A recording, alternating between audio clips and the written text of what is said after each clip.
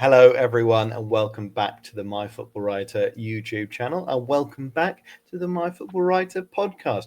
No Rob Butler this week, unfortunately. It's only episode 51, but instead of Rob Butler, I have Will Grant and Henry Miller with me. Before we kick off speaking about that delightful draw at Coventry, how have you both been in the last week or so? Yeah, all good. I'm coming out the other end of a cold. I was probably in the thick of it when we did podcast number 50, but yeah, only a an occasional sniffly nose now. But yeah, other than that, I'm fine. Wasn't able to get Hugh Jackman on the scrimmage this afternoon, unfortunately. But yeah, we tried our best and we moved, don't we? So hopefully he's in attendance on Saturday.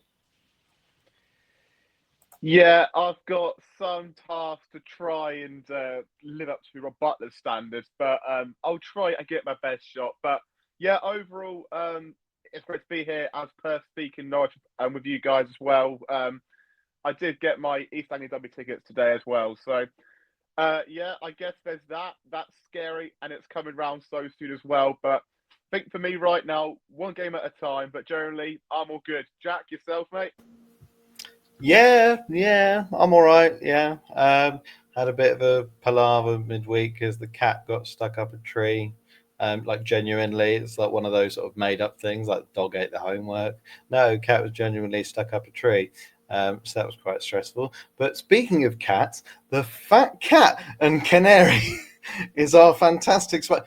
I had to shoehorn that in somehow. Fat Cat and Canary are our fantastic sponsors of this wonderful podcast. Of course, you know the drill. Before the Wrexham game, do pop in, have a pint or two responsibly, and enjoy the wonderful atmosphere and the wonderful food at, of course, the best pub in Norwich, the Fat Cat and Canary. So, aside from my cat being stuck up a tree and that being very tense and very difficult to watch for a very long period of time, let's move on to watching Norwich play. It's not that much different. We almost got a win somehow. Absolutely battered by Coventry on Saturday, but we're minutes away from a third away win out of three.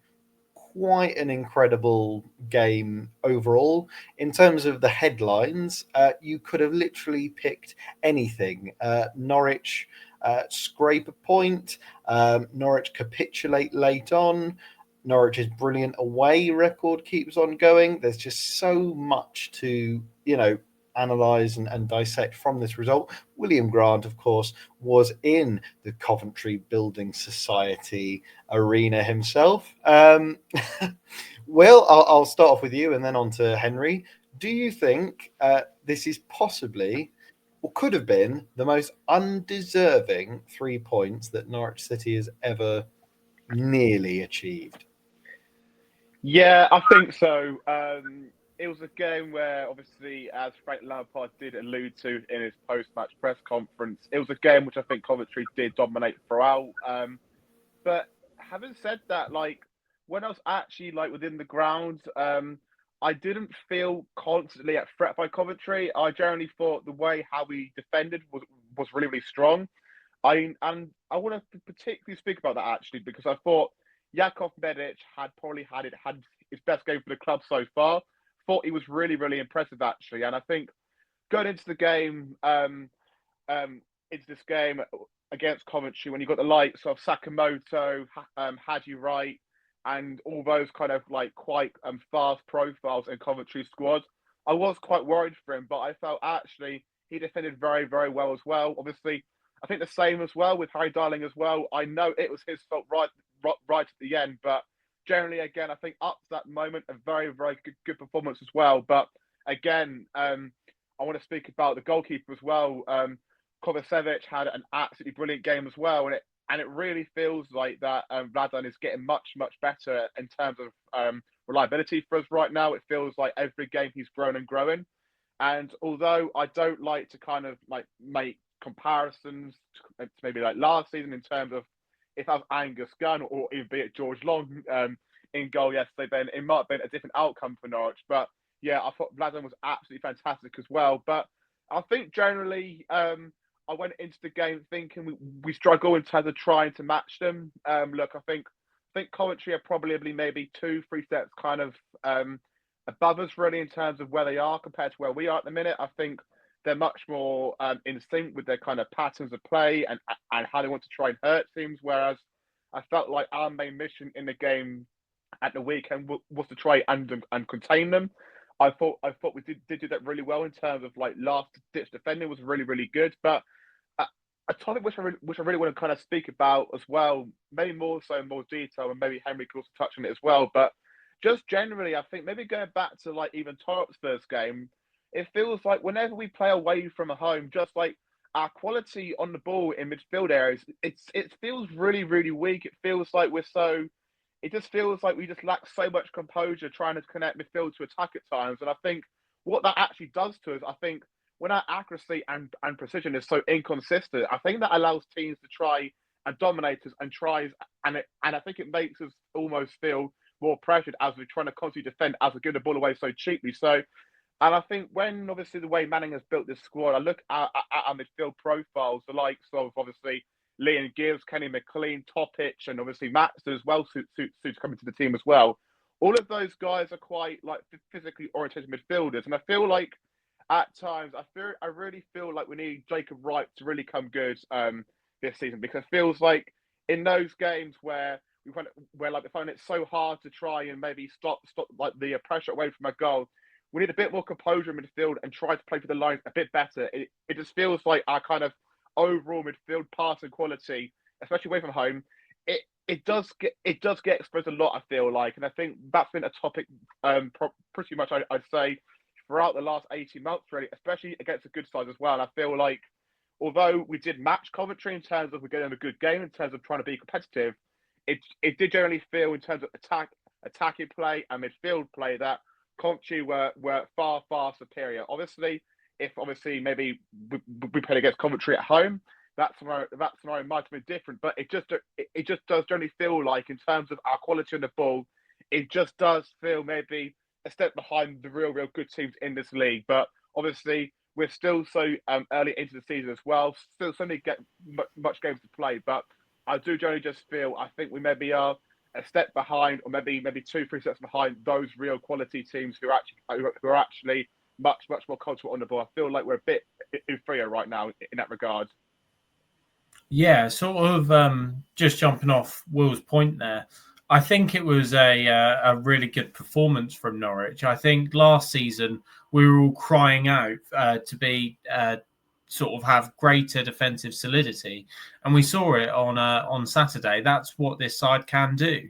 And something about Vladan Kovacevic, he's been very impressive since he's joined the club, but I believe it's only the one clean sheet. Well, he's so unfortunate to not keep a clean sheet in that game on Saturday, because he was absolutely outstanding, as Will mentioned. All of our defence look like they're getting better by the week as well. So yeah, it's really positive times for Norwich. And look, it was, well, Coventry were the better side. There's no way of sugarcoating that. But the fact that Norwich dug in there and were that close to a win shows that they can be adaptable. And Liam Manning isn't afraid to, bring out a bit of the dark arts if it means that Norwich do get some more points on the board. And that's what it's all about. Look, you've seen managers like Johannes Hoftorup, and look at what Russell Martin's doing at Ibrox. You've got good managers there who play a good style of football,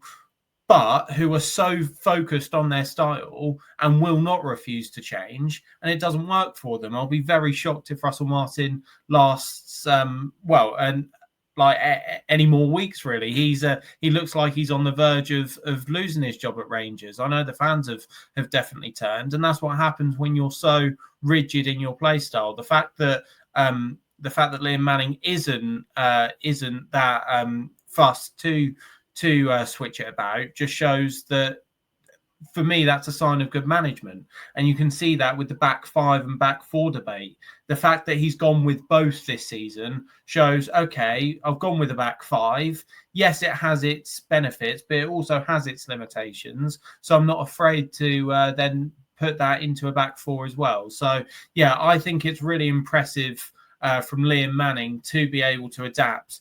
And it just shows how much defensive solidity we've got now compared to last season. So actually, I'm really impressed with the performance. Well, it's a very overwhelmingly positive response. I mean, if you were to have not watched the game and looked at the statistics alone, Coventry creating an XG of over 4, Norwich creating an XG of 0.15, I believe. Yeah, you'd look at that and think it was a smash and grab. And obviously, again, one of the two sides of the interpretation of this story that unfolded was, yes, 28 shots on goal from Coventry, but I think probably 4 or 5 of them were on target. To me, that smacks of a team that's, can't have many shots on target and probably should work on their shooting practice. So,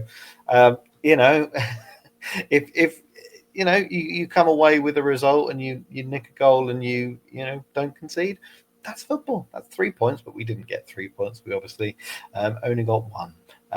I can only think that referee puts up 5 minutes instead of 9. Then we come away from Coventry with 3 points. I don't really see how 9 was acceptable. I mean, what have we had? 10 against Portsmouth.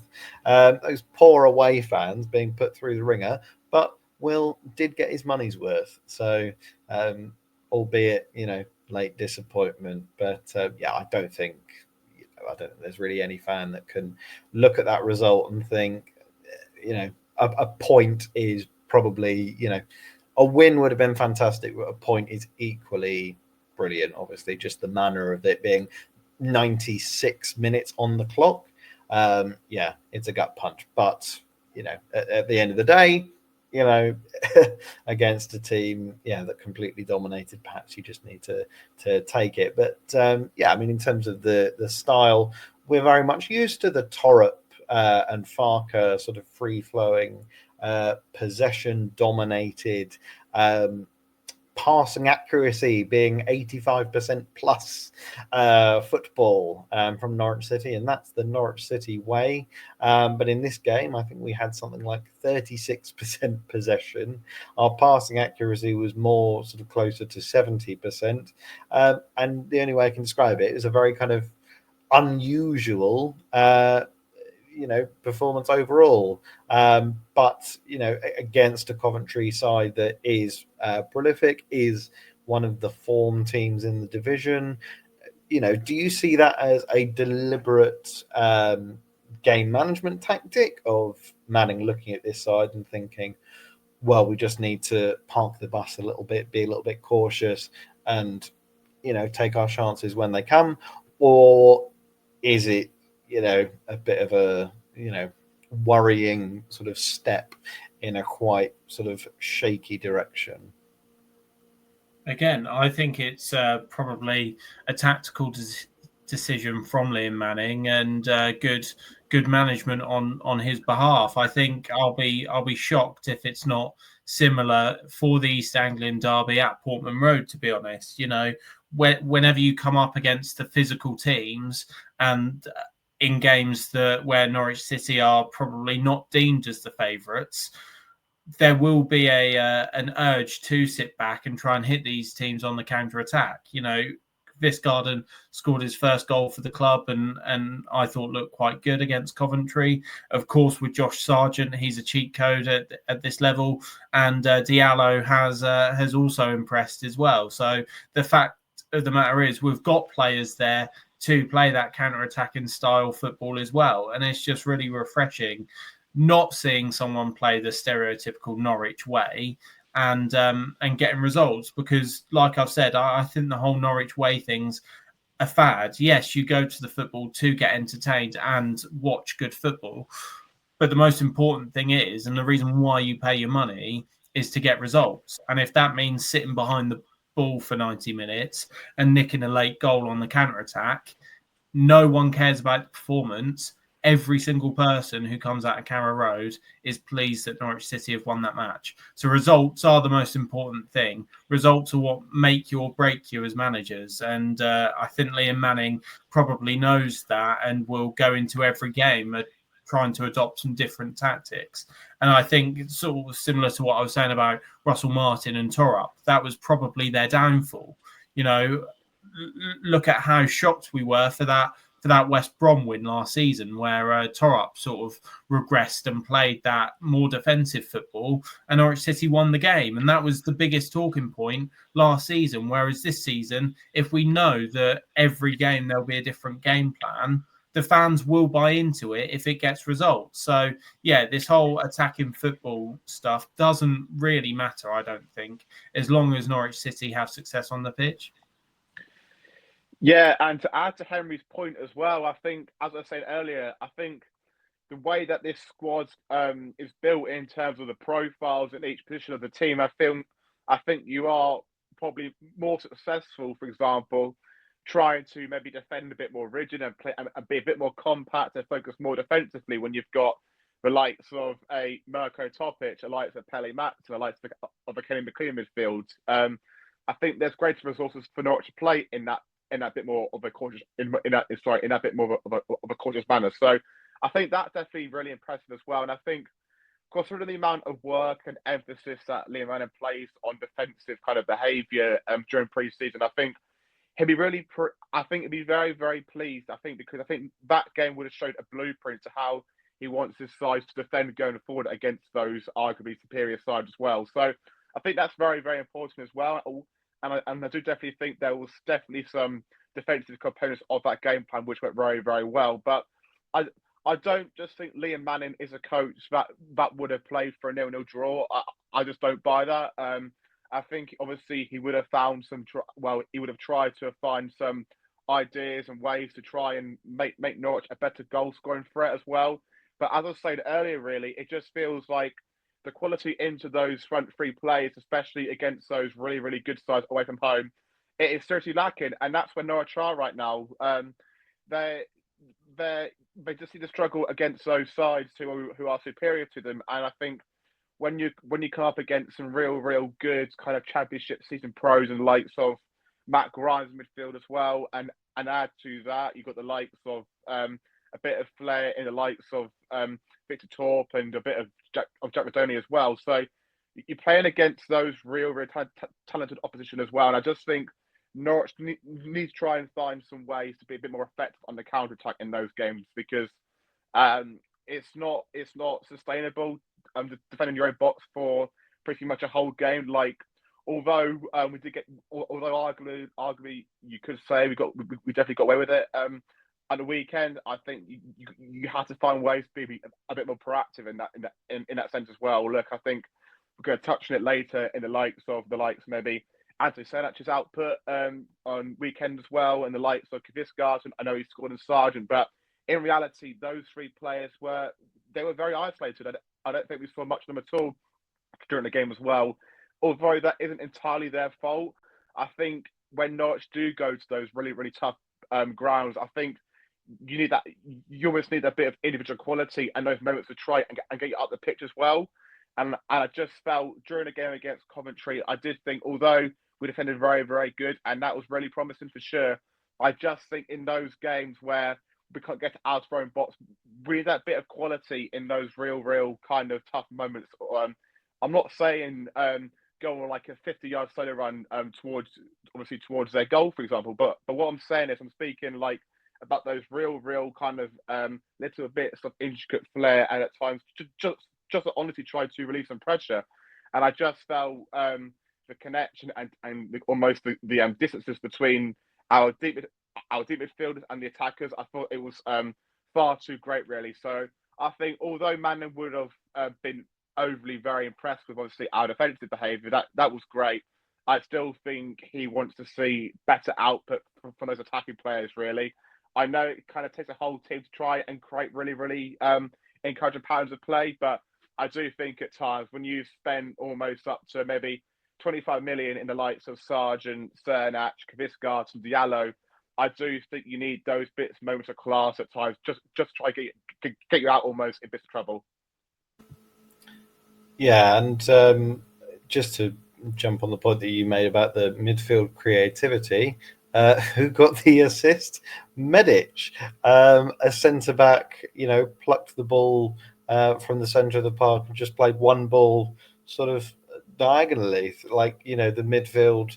The midfield didn't really create anything, as you've said, and again, looking at the profile of the players, we're yet to see Maatsen, but I think that's whether he'll be anything different or exactly the same style. It probably will be the latter, unfortunately. But I think definitely we need some more proactivity and some more link up play from that midfield. But again, a point that you made, Henry, in terms of whether we get the result versus a poor style of play or not. You just remember that Dean Smith managed to grind out some 1-0 wins in the Championship, and he was getting absolute abuse for how terrible the football was, which it was terrible. I'm sorry, Dean, if you are watching. I know you tune in every week. Do fans care about the style of the performance? I'd probably say they do. But yeah, I mean, if it gets to the point where we're actually using our nous and being clever and outfoxing teams rather than just playing pretty football, then perhaps that's the way forward. Do you have a response? Are you going to defend Dean Smith ball? I'm not. No, I think Dean Smith in his era is probably the least I've cared about Norwich, and I hate saying that as it's my club, but the football was dire, and I think the reason why he was so unpopular is because you could tell he didn't really care. His heart wasn't in it, and some of the comments he made I thought were quite baffling, to be fair, and he probably. Well, he shouldn't have been Norwich manager in the first place. I don't think it was a right fit, but he probably did outstay his welcome. The thing is with style of play versus results, I think fans can look at it less favourably if they've already fallen out with a manager. Take David Wagner, for example. Wagner in the press was very Dean Smith-esque. A lot of the stuff he was saying was like baffling at times, and you couldn't really understand. And he did a media interview recently saying that his heart wasn't in it after that Liverpool game in the cup. He didn't really feel up to it, but he stayed, and Norwich got playoffs that season in the only full season under David Wagner. So we played results-based football there and got results and got into the top six, but the fans had lost him. And I think had he have had, say, the media presence of a Johannes Hoftorp, but stuck to his principles, then it wouldn't have been then it would have been different, and the fans wouldn't have lost him. But because he almost had that defeatist attitude, that's where the fans then just switched off. And because they'd already turned on him, even though he got results and got Norwich into that top six, the fans then weren't going to turn back. Once you've lost the fans, that's it really. But with Liam Manning, it does help that he's sort of got that local connection. It does make him feel like one of us and not an outsider, which is good. And it gives him that credit then as well. But I think as long as they get results and he's, honest in the media, like he seems to be, then I don't think he'll have that much to worry about, and I don't think he'll come under that much scrutiny, hopefully. But no, I don't see play style as an issue. Football's a results game at the end of the day. Yeah, and I think just going through social media after that game, there's so much discourse around whether we deserve the win or whether we played well or not, and people fighting with each other, saying, "Oh, the result is all that matters." We're going to go back and forth, until the end of time debating that. But yes, I do love the point of is the Norwich way, dead essentially. I don't know how. I can't remember how you phrased it, Henry. But is the Norwich way redundant? Well, I don't think the Norwich way ever existed. The Norwich way is get the ball, run up the wings, and try and walk it into the back of the net, and then not score, and then try exactly the same thing again, like a lunatic. That is the Norwich way, to be honest, because that's all we've ever played. So this whole attacking football, yes, Norwich do that, but they go too far in a way. How many times have you watched Norwich and just shoot from outside the area? Just shoot every once in a while because, you're trying to walk it in and it's not impressing anyone.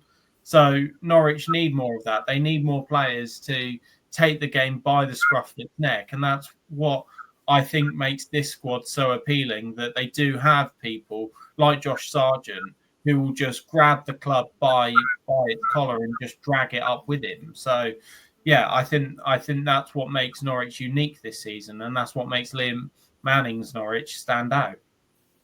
Well, yes, in terms of the Norwich way, I can tell you one thing: we will not stand for any sitting back and defending and being very negative, because we all loved it last season when we conceded every game and conceded boatloads. No, we will not stand for top quality goalkeepers and top quality centre backs and defenders. But unfortunately, everyone, we're going to talk about how fantastic our goalkeeper and fantastic our defence was, because as Will alluded to earlier, Kovacevic, again, fantastic, especially in away games. I think he just loves he loves an away day. But obviously Medic, like you said, had a fantastic game. I think it was 11 interceptions and 15 blocks.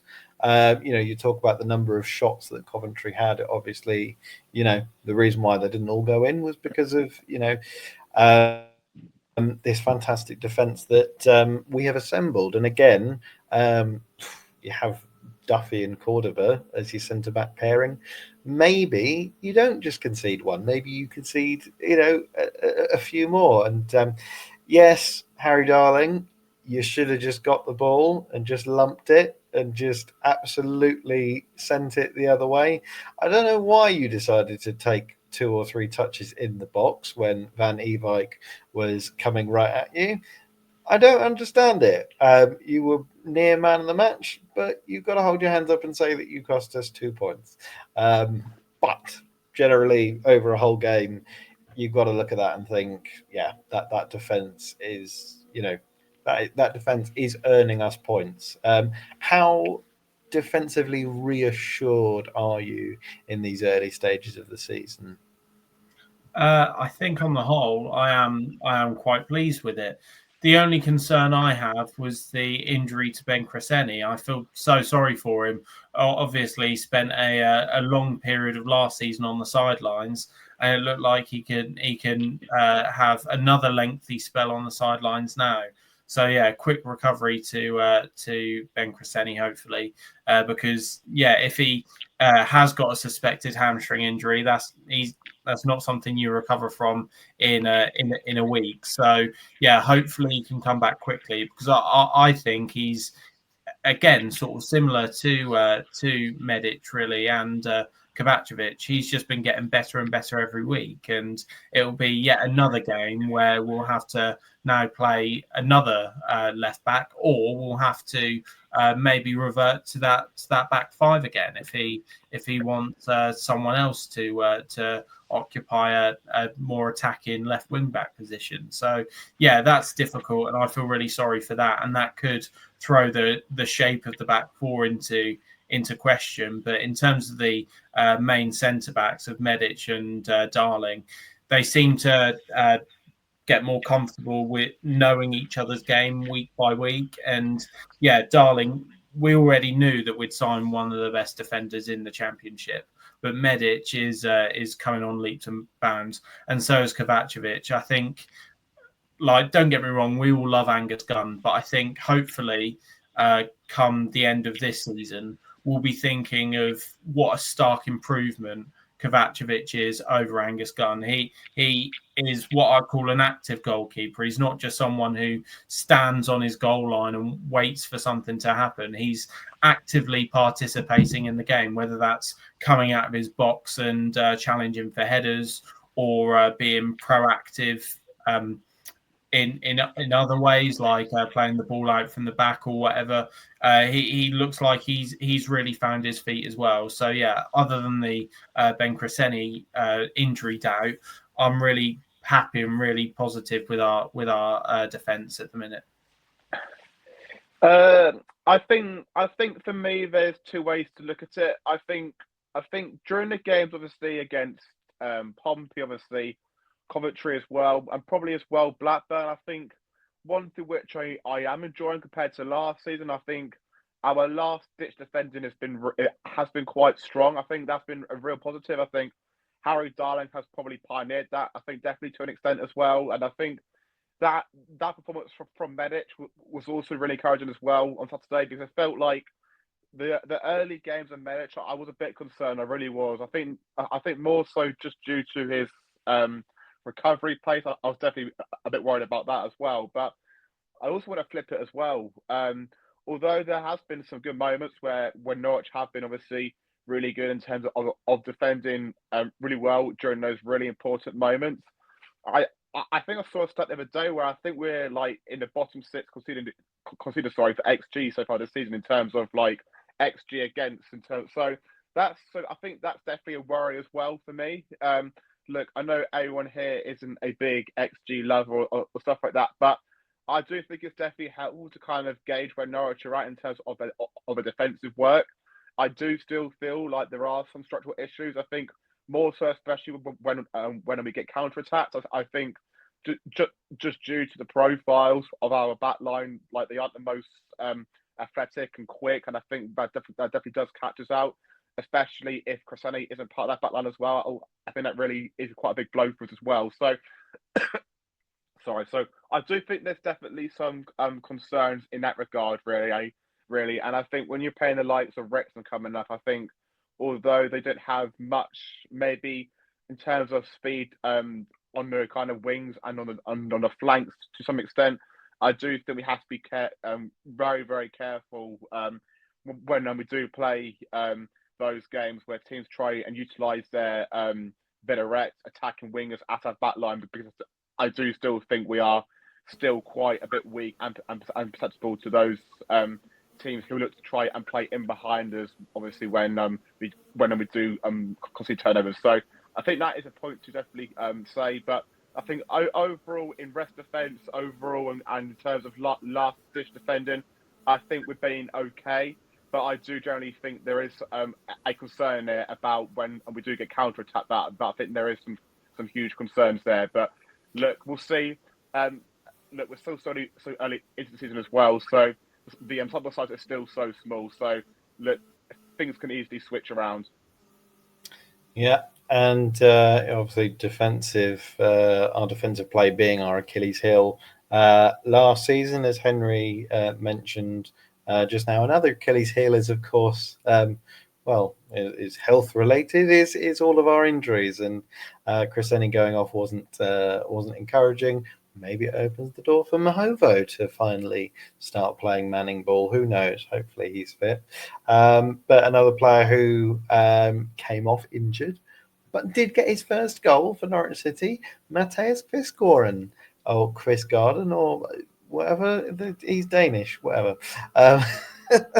Yeah, so obviously, big money summer signing, a lot of pressure and a lot of hype about him.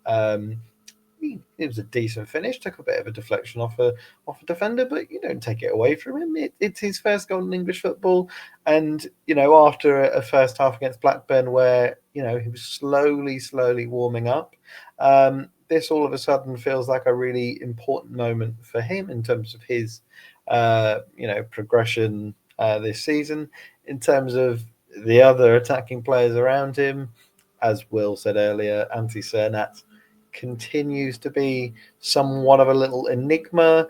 Diallo, bless him, since that Watford game, that sparkling first half that he had at Vicarage Road has sort of petered out a little bit. Do you think that these attacking players, they're lacking confidence, or is there something, something else going on here? Because I feel like, have we not talked about Ante Crnac being, all over the shop in pretty much every podcast that we've ever done?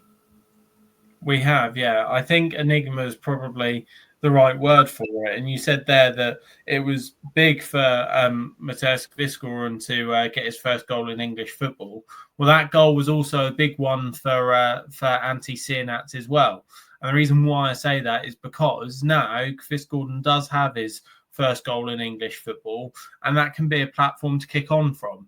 And if he kicks on and starts regularly scoring, then he's adjusted and climatized to English football a year sooner than what Ante Crnac has. So again, that puts him then down the pecking order and puts more pressure on Ante Crnac's shoulders. So actually, although being in a team, we'd all love our teammates to score goals. From a personal perspective, it could be a bad thing for Crnac, because the more goals Viscoran scores and the more goals Diallo score will put more pressure on Ante Crnac to replicate that, especially if one of our attacking line gets injured. We've spoken about Josh Sargent and how crucial he is. He is still injury prone, and we all know that as Norwich fans. So if the inevitable does happen and Josh Sargent does get an injury again, then we're going to have to rely even more on Ante Crnac. So hopefully it can be a foundation that Viscoran can kick on from. But I don't know. I do worry with Crnac. I had the privilege of speaking to him last week, and he does seem very driven and very committed. But he is quite a quiet talker, and I'm not sure if that means anything. But you can see that he is quite intrinsic rather than that sort of big personality, and maybe that doesn't help him. Maybe he is shy, and hopefully though he can sort of come out of his shell and get those goals that will be able to see him flourish. But he definitely needs to do it quickly, otherwise his place in the team could be in jeopardy. Yeah, I think a really good moment, for KVIST and also a nice finish as well. And I think hopefully that should give him a lot of confidence now as well. I feel like there definitely needs to be a connection for Norwich in terms of Sargent and KVIST if we are to try and trouble those playoff spots. I think that's going to have to be a very, very effective partnership for us. I really do. And I think in terms of, obviously, you've got the likes of Diallo, Crnac.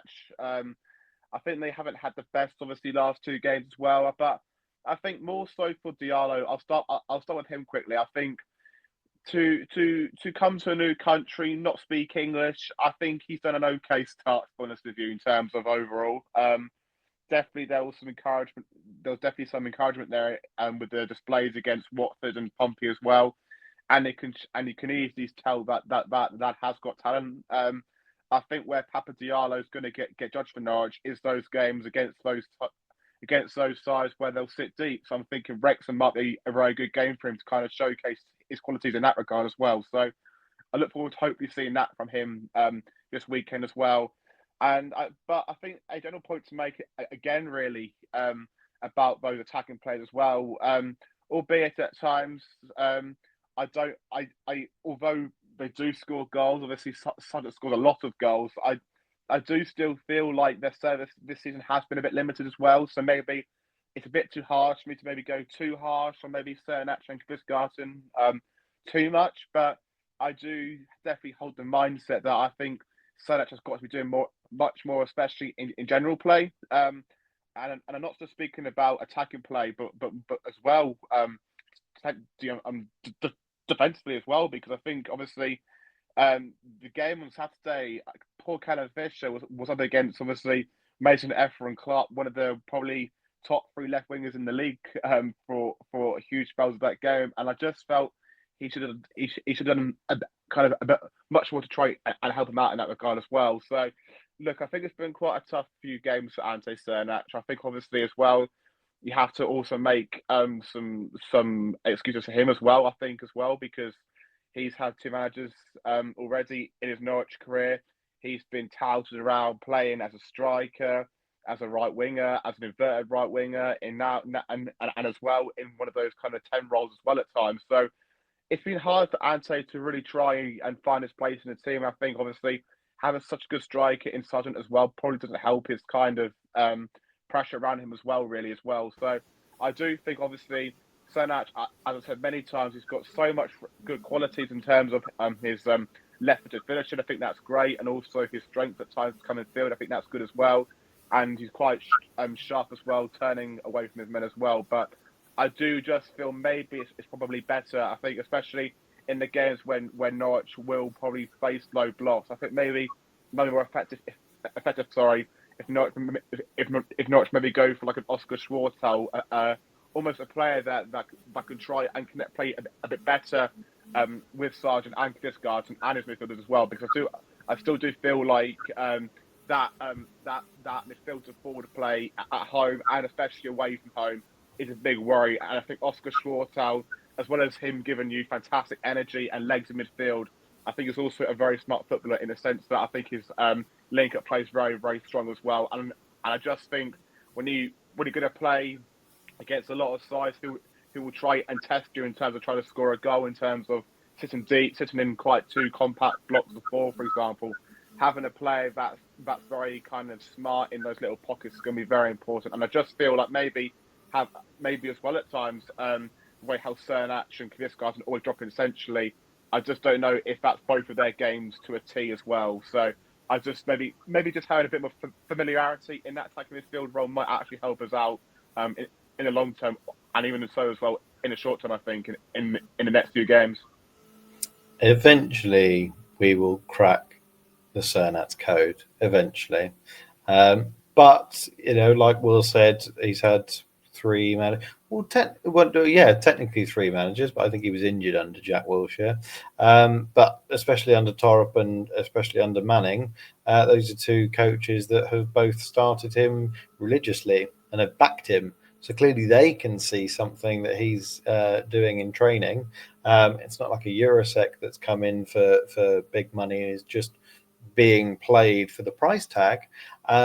He's clearly, exhibiting qualities that are, deemed as useful to the entire team and effective in getting results. So, whether it is, gaining confidence, come on the podcast, Ante. We'll have a laugh. We can share jokes, and you can chill out just a little bit. Or Will can take you on a day out in Wroxham. He'll take you out on one of the boats. You can look at the swans. Henry will take you out to Radio Norfolk, and we'll call Hugh Jackman with you. I know that's not what you do on a daily basis, but we can do lots of fun activities. The snails in Great Yarmouth. If anyone can get me a picture of Ante Crnac on the snails in Great Yarmouth, I think my life would be complete. Will mentioned Wrexham. Obviously, we're hotly anticipating hopefully a home win for the men's team, but there's another team who's gone to Carrow Road and won before the men even have, because Norwich City's women played at Carrow Road, which they very rarely do, and they got a stonking 4-0 win against Luton. So, as if we'd planned it, we have MyFootballWriter's women's football expert, Henry Miller, with us. And Henry, what was your assessment on that result? Look, when you win 4-0, it's always going to be a good result, isn't it? And Norwich were absolutely dominant. Goals from Holly Kennard, new signing to Evie Williams, and then Freya Simmons and Ellie Smith amongst the goals as well. And some familiar faces in there, and also some new faces in the form of of Evie Williams as well, but it was dominant from start to finish. And these games that are played at Carrow Road are just great because they allow women's football to be showcased to a wider audience, because the Nest is so compact and it is quite an intimidating place to go. But the facilities aren't what they are at Carrow Road, and to expose more people to it at Carrow Road, even if it's just the South Stand that's open, likelihood is it's more than what will fit into the Nest anyway. So it's a good performance, and Norwich will go again next weekend. They travel to the Nest, the Hive, in North London to take on London Bees, who are affiliated with Barnet, but they're not called Barnet. So it's a bit of a weird one there. But Norwich climbed to third in the table. So their last league fixture was also at a Premier League stadium. It was at Craven Cottage. They lost to Fulham in the league, who are the early leaders. And then after that, they played Real Bedford, the team who beat them to the Division 1 South East title last season. They played them in the National League Cup and lost. So Norwich actually went into that Luton game on the back of 2 defeats, but they emphatically put it behind them, and hopefully Norwich can kick on now. It looks like always Norwich have been up against teams who have come promoted and have looked to do the double promotions. Last season it was Real Bedford. This season is Fulham. So it looks like Norwich are definitely having to chase down Fulham this season, but hopefully they can get there. And I don't think the gap will be anywhere near as big as what it was the previous 2 seasons to both Wimbledon and to Real Bedford. So here's hoping that Norwich can kick on and finally get the promotion they deserve. Fingers crossed. And I love that even for the men and the women, Craven Cottage is a terrible place to go. But yes, we're nearing the end of our delightful podcast, and you know how we always like to end it. We like to end it with some quick fire hot takes, and give us your answers in the comments as well. If you're still watching and you're still listening on Spotify, do follow us on Spotify. Like us on the YouTube. Give us a comment on the YouTube. I sound like an old man. It's because I am an old man. So 5 quick fire hot takes, which I didn't frantically write just before this podcast. I prepared them well in advance. So the first question, and this is sort of linked to my Twitter /X /whatever account. What is the best international goal scored by a Norwich player? So not like, you can't say like any goal that Harry Kane has scored. They had to have played for Norwich and been an international and scored a goal. I think it's got to be, in terms of also magnitude of the game, I think Wes's goal against Sweden in the Euros was pretty special. Yeah, I'd go Wes as well. The only real that and Leroy Fur's goal for the Netherlands at the 2014 World Cup. I forget who they were playing. I think it was someone like Australia, but the fact that he was playing for Norwich at the time and a Norwich player scored at the World Cup finals blew my mind. So I can remember those 2 goals. I celebrated them probably as much as I celebrated an England goal, those 2 tournaments. So those ones definitely live long in the memory. I'm so glad it wasn't just me watching that Wes goal, who absolutely screamed and just jumped off my chair at Ireland scoring. But that was the first one that came to my head. Leroy Fer. I think it was against Chile in the World Cup. I'm going to stick my neck on the line and say it was Chile. If anyone knows the answer, put it in the comments. I think I just remember watching that and thinking, oh good, a few more million onto his price tag. Such as that fantastic season. We have to go Wesley. I can't think of another. Someone else pointed out the Kenny McLean goal against Norway. That was a banger, wasn't it? Yeah, great shout. When they made it to the Euros at Norway's expense. Huge goal. Not that good, though. I think Wessie's was a much better in terms of quality. This one was submitted by Will Grant, who probably knows the answer. Who is the best number 7 to have ever played for Norwich? Off the top of my head, Borja Sainz, because he's the most recent in it. Okay. I'm trying. I want to try and think of a real niche one to try and not be boring. I reckon, Jack. I reckon you've got one up your sleeve, mate. I'm really struggling. That's such a good my own question as well. It was such a good question. I mean, 7's an iconic number, and for the life of me, I can't think of a single one. Do you know what? Like, I can think of so much 17s, but when it comes to 7s, it's just like, where do I start? Apart, obviously, you've got Borgia, haven't you, as well? Graben, maybe? Yeah, that's what I was thinking. I think Graben was number 7. You know what? I'm going to have to Google this. Yeah, no, let's do it. Let's get a Google search. Let's go for it.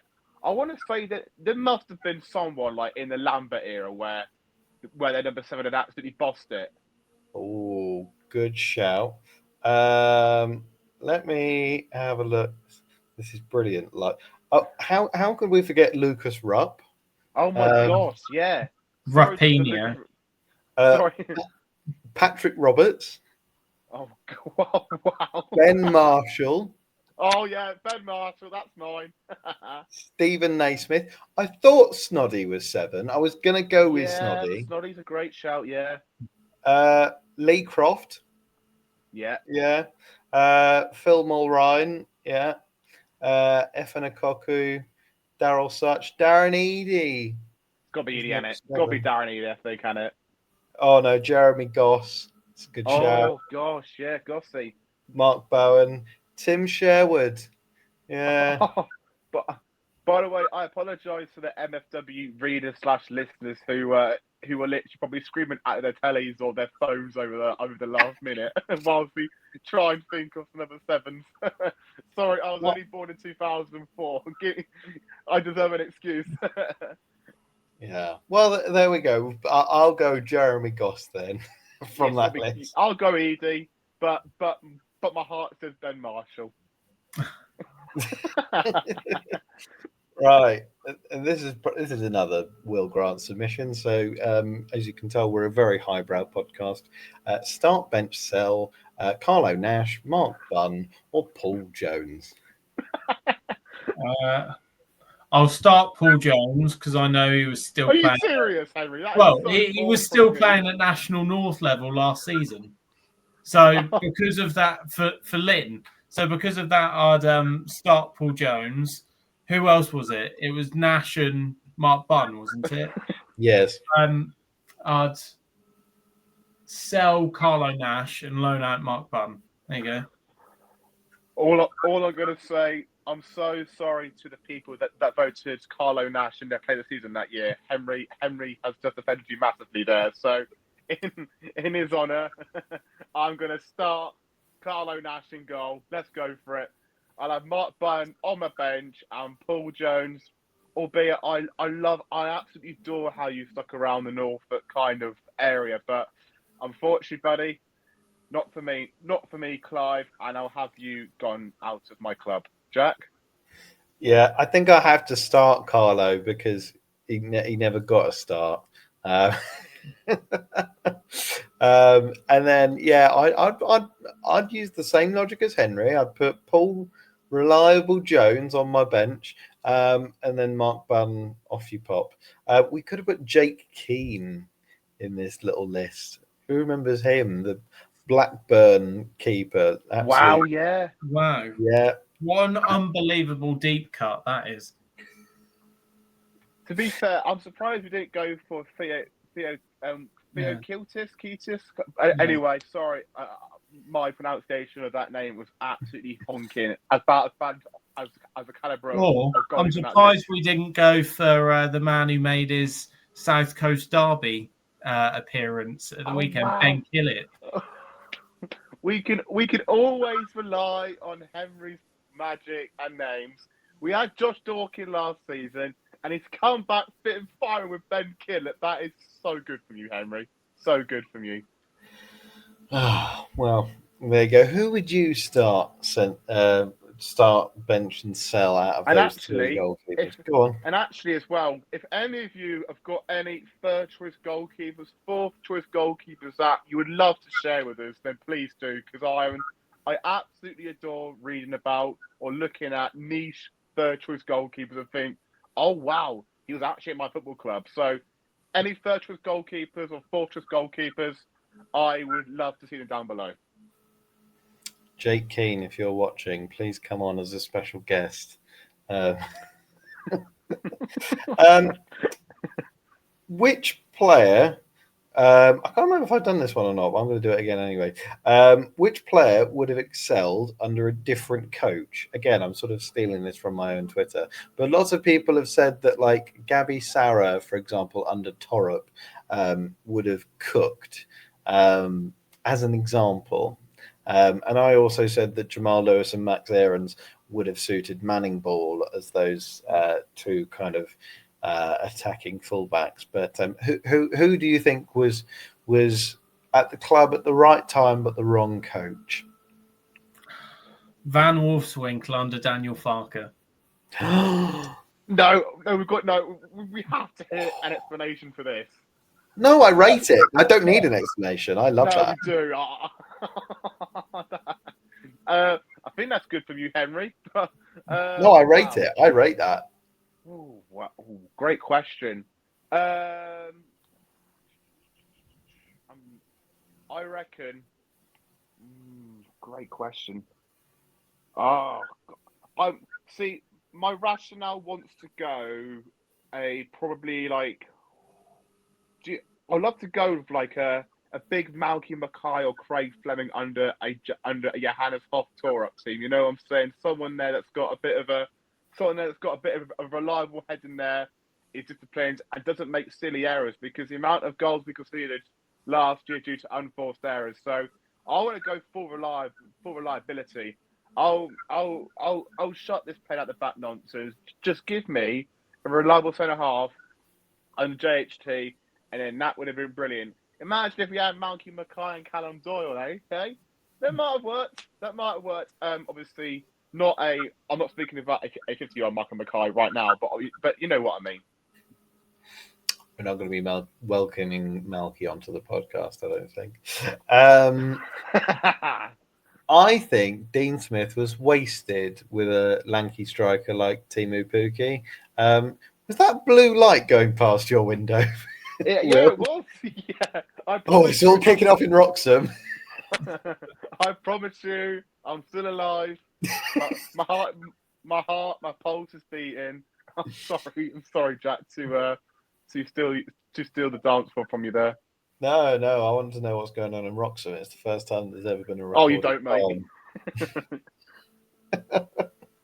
I think Dean Smith was wasted with a striker like Pukki. I think Grant Holt under Dean Smith would have done the business. I think Dean Smith and Grant Holt under any coach really. I think he would have excelled. You know, he should have played for England. But anyway, he's long retired. Or no, he's not. He plays for Dereham, doesn't he? Dereham, Wroxham. He does, yeah, Dereham Town. Yeah, so there's still time, Grant. There's still time. Tuchel might be on the phone. Might be. Don't know. And again, I can't remember if I've done this one, but it's a really silly one. Elite meal deal combo. Oh, wow. Ooh. And I will be judging. Henry's going to cook here. Right. With me, other supermarkets are available. It's got to be Tesco. You've got to go Tesco meal deal. And the only thing that changes is the main. So I tend to either go for a chicken and bacon wrap, or they do quite a nice chicken and bacon sub. And if that's there, I get that. So what that is, it's a sub filled with mayonnaise as well, packed with chicken and bacon. But then what they do, they put pepper on the actual sub itself. So it's got that little spice kick. It's amazing. So honestly, if that chicken and bacon sub is there, I go for that. I then go for flame grilled steak McCoys and cherry Pepsi. Oh, that's a red card there. Or a Lucozade orange. One of the two. Well, I actually think Sainsbury's now controversially do better meal deals. Obviously, as Henry said, other shops are available. Well, I heard a rumour that Tesco meal deals have increased in price. So Sainsbury's. They have, but that's why you need a club card, mate. All right, sorry. Get a club card and they're reduced. Or you could also get a Nectar card, and that would also be reduced, but for cheaper. Anyway, as you said perfectly there, Henry, other shops are available. Anyway, for me, so I got this sandwich. I'm going to go absolute tangent here, but I got this sandwich the other day. I think it was like chicken, pork, chicken, pork, and sage and onion stuffing, and it was absolutely glorious. Yeah, that's the one. That one is a chef's kiss. And then for me, I'd either go for a sausage roll or a pack of quavers. I'm a simple bloke, me. And then for a drink, cherry Pepsi, Henry. That's a straight red from you, I'm afraid, buddy. But do you know what? I'm partial to a bit of a 7-Up. 7-Up Zero for me. But does the job, so that's mine. Jack, yours.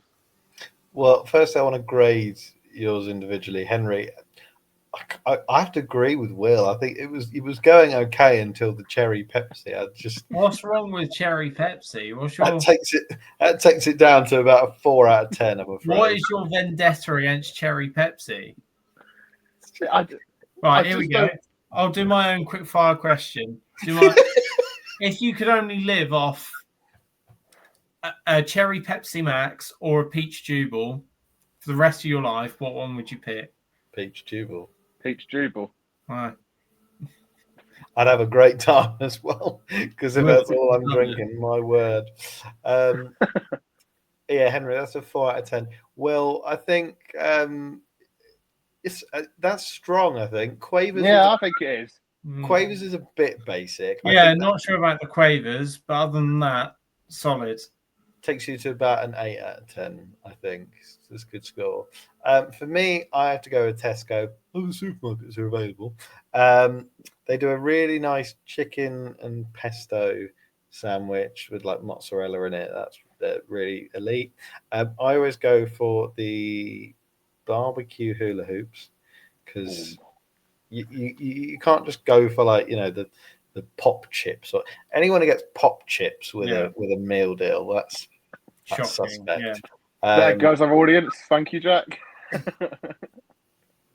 Oh, damn it. The pop chips sponsorship has fallen through. Other crisp brands are available. Crisp brands are available. And then I usually go for a Lucozade Sport because I'm always at the gym. I quite like the Jude Bellingham flavour at the moment. The lemonade. Well, it's sponsored by Jude Bellingham. It's not What's wrong, Dave? You've barely touched your Jude Bellingham Lucozade. You know what I mean? You go to the shelf, his face is on the. It's not like his flavour, like Oh God. It's a lemon. It's like lemon and lime, and it's delightful. If not the raspberry one, and that is 10 out of 10, no notes. And I don't think any of you can disagree. I'd say 6.5. Yeah. I've won personally. I'm happy with me winning that. Oh, right. Shall we, like Henry's meal deal, wrap this up? Oh, that is terrible. That's a red, I think, in itself, innit? Well, I'll give myself a yellow. There we go. Do let us know your meal deals in the comments, though. Please let us know your meal deals. Algorithms out. Well, yes, there we have it. Norwich City continue to be unbeaten away from home. Here's hoping that we have a home victory for us to talk about against Wrexham. but we will see. This has been the My Football Writer podcast. This has been episode 51. Thank you so much for watching, and we'll see you all very soon.